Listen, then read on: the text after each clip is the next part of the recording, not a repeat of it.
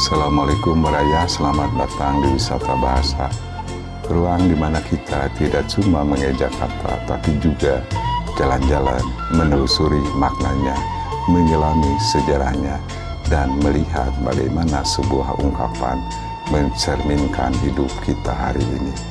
Bersama saya, pemandu wisata bahasa Baraya Sadaya. Hari ini kita akan menjelajahi sebuah lanskap bahasa yang kaya akan filsafat lokal, yaitu bahasa Sunda. Pernahkah Baraya mendengar peribahasa hariput ku tetereun? Bagi masyarakat Sunda, ungkapan ini sangat populer. Secara semantik atau arti kata per kata, hariput itu menggambarkan sifat yang mudah tergoda, cepat bereaksi, atau gampang terpikat. Sementara tetereun berasal dari kata teureuy yang berarti telan.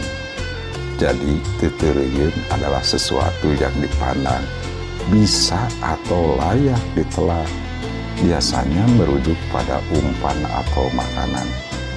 Secara harfiah, peribahasa ini menggambarkan seekor ikan yang sangat mudah mematuk dan menelan umpan di mata air tanpa berpikir panjang apakah di balik umpan manis itu ada mata pancing yang tajam.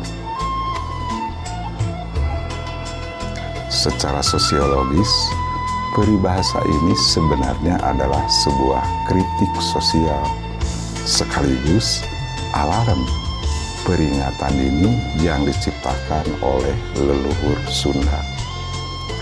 Masyarakat tradisional sudah memahami psikologi manusia bahwa kita punya kecenderungan bawaan untuk menyukai hal-hal yang instan, menguntungkan, dan tampak indah di depan mata.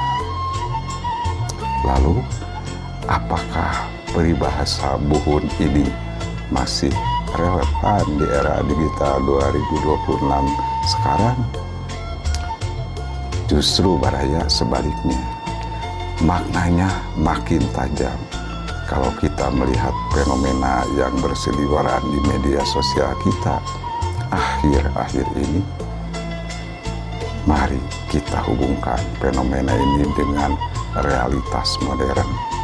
Coba buka media sosial Baraya, entah itu X, Instagram, TikTok. Berita apa yang sering viral? Kasus penipuan cinta atau love scamming, investasi bodong, hingga agen travel yang menawarkan umroh murah dengan fasilitas bonafide yang berujung terlantar. Dalam kasus love scamming, umpan atau tetereunnya adalah perhatian, kata-kata manis, dan foto profil rupawan berstatus mapan. Korban yang sedang kesepian atau menambahkan validasi emosional menjadi hariput. Mereka langsung menelan mentah-mentah semua rayuan itu tanpa memeriksa identitas asli sang pelaku. Hingga akhirnya sadar setelah uang tabungannya terkuras habis. Sama polanya dengan investasi bodong atau tawaran umroh murah yang tidak masuk akal. Secara logika ekonomi, tidak ada keuntungan 50% dalam sebulan tanpa resiko. Dan tidak ada hotel bintang 5 di Mekah yang bisa ditebus dengan harga miring di bawah standar maskapai. Tapi mengapa korbannya tetap ribuan dan terus berulang? Karena sifat hariput tadi, keinginan untuk cepat kaya atau keinginan untuk beribadah dengan nyaman tanpa biaya besar membuat nalar kritis kita lumpuh.